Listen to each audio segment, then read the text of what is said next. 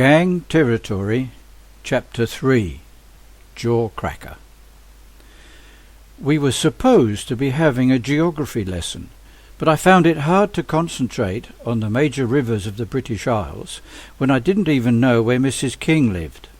I knew it was in the street, and that she lived with her daughter Winifred, but the geography of the street was as foreign to me as that of the Go-By Desert. The simple solution, of course, would be to go quietly along with Winifred, who was sitting in demure blonde prettiness just 3 desks behind me. The bell would ring at midday, we would go off together, and all would be plain sailing, except for the slug. I turned the problem over in my mind and found a solution. As soon as the bell rang, I would go straight over to Winifred, ask her how to find her house, say that I had an urgent errand, and that I would join her at her mother's as soon as possible. I would then try to slip out of school without being seen by the slug, creepy or slim, and make my way to the street. It seemed a good simple plan, and should work.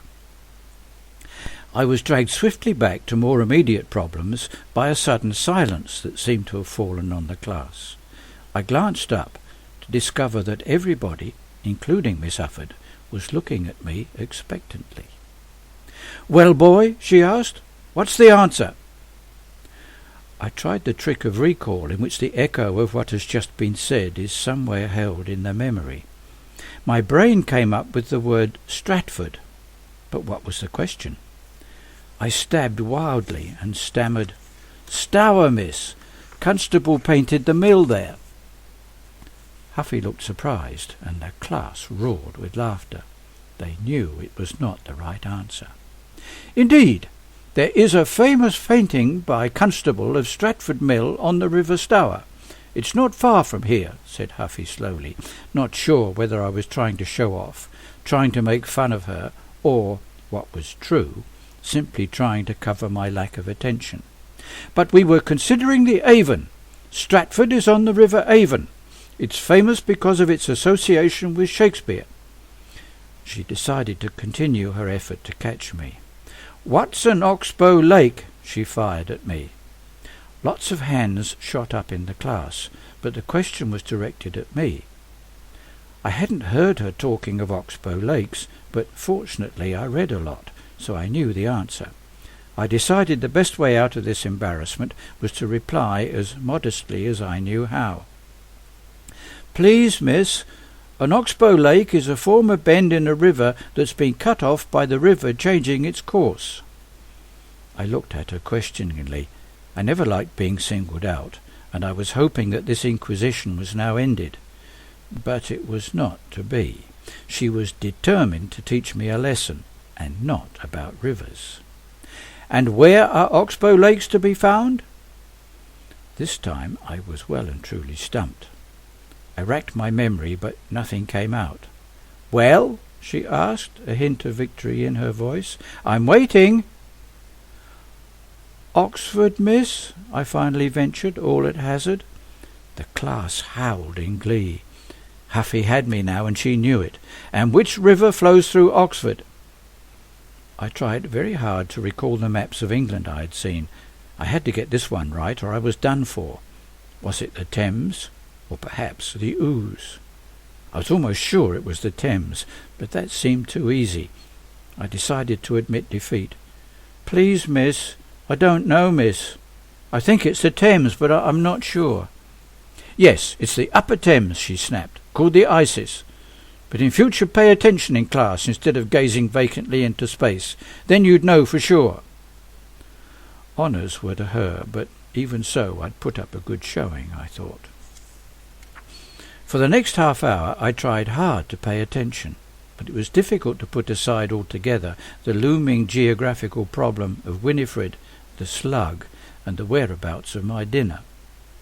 Finally the bell rang, and I prepared to rush over to Winifred. It's one thing to plan events in one's head, but quite another when real life intervenes with its unexpected surprises. I was frustrated in my intention by the strict class discipline. We had first to stand silently by our desks. Huffy then dismissed us, but each rank of pupils had to take it in turn to file out, girls first, then the boys. By the time I got through the doorway, Winifred had already disappeared. Where had she gone? My first thought was that she'd gone into the girls' washroom. This is out of bounds for boys. I hung around outside the door for a while, hoping that the slug wouldn't spot me. The slug didn't appear, but Kate came out, her long braid swinging attractively behind her. "Oh, Katie," I called, "have you a moment? Can you tell me where the street is?" "You don't know that?" she exclaimed in astonishment. "Katie, I only arrived yesterday, and I hardly know yet where anything is." "Oh, yes, of course," she responded more gently. "Look, you go out of the school gate, turn left, go up the hill about 200 yards to the T-junction, and the street is there on your right.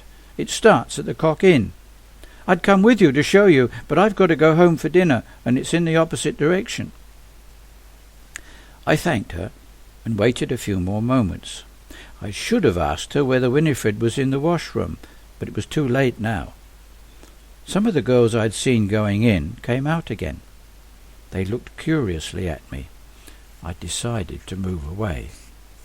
I thought that Winifred was perhaps waiting for me outside the school, so, keeping a sharp lookout for the slug and his bodyguard, I advanced cautiously towards the exit.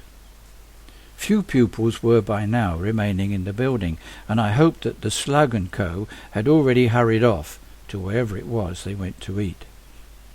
I peered out of the porch. All seemed quiet, just a few children sitting on the wall eating sandwiches.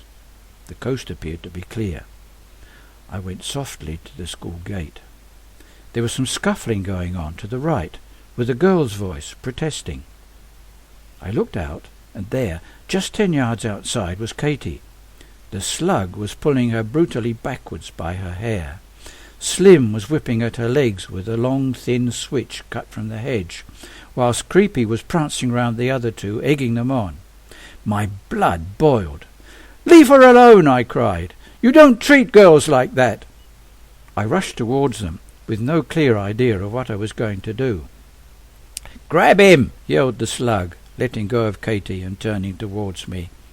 I tried to dodge, but my impetus was such that I collided off balance with Slim, who dropped his switch and grabbed my left arm.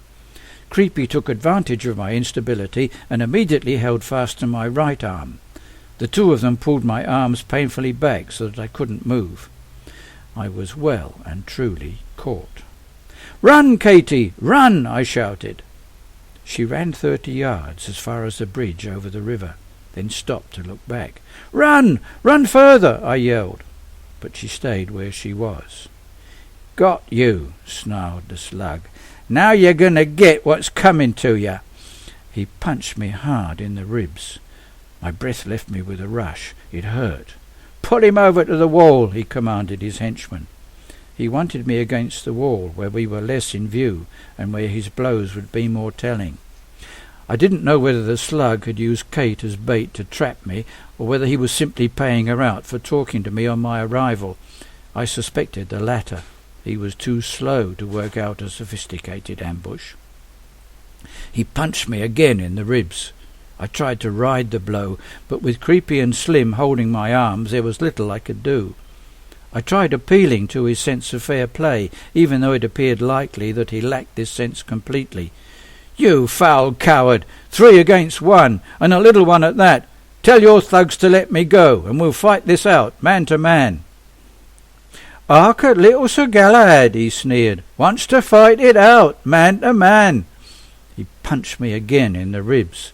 He then picked up Slim's switch and cut me across the legs with it. It smarted.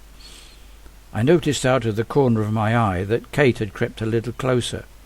She had her fist clenched. "Leave him alone, you big bully!" she cried. But my tormentors took no notice. "Go home, Katie!" I shouted, and my lungs hurt. "This is between me and him.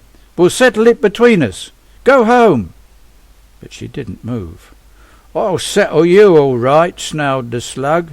"Shut your gob!" And he cut me stingingly across the face with the switch. I tried to keep calm and think. Not easy in the circumstances. Creepy and Slim were enjoying themselves. They were becoming confident. I stopped struggling, as though resigned to my fate. Their grip on my arm slackened slightly, which allowed me to crouch a little. I watched the slug closely and saw his next move coming almost before he'd thought of it himself. He drew his arm back for a punch to the stomach. The blow was low, and he had to bend down to reach me. As his head came down, I brought up a knee to meet his jaw. I heard his teeth come together with a crack like a stonebreaker's hammer. He fell against me as I lifted my other leg off the ground. Creepy and Slim could not maintain their grip with the unexpected full weight of my body plus that of the slug. The slug's punch had caught me on the left side. It helped the momentum of an arm-wrenching twist to the right. There was a confusion of falling bodies from which I escaped. I was free. "Run, Katie! Run like the wind!" I yelled, setting an example by running up the hill towards the street. After 150 yards I was winded. My ribs hurt badly. I slowed down and looked behind.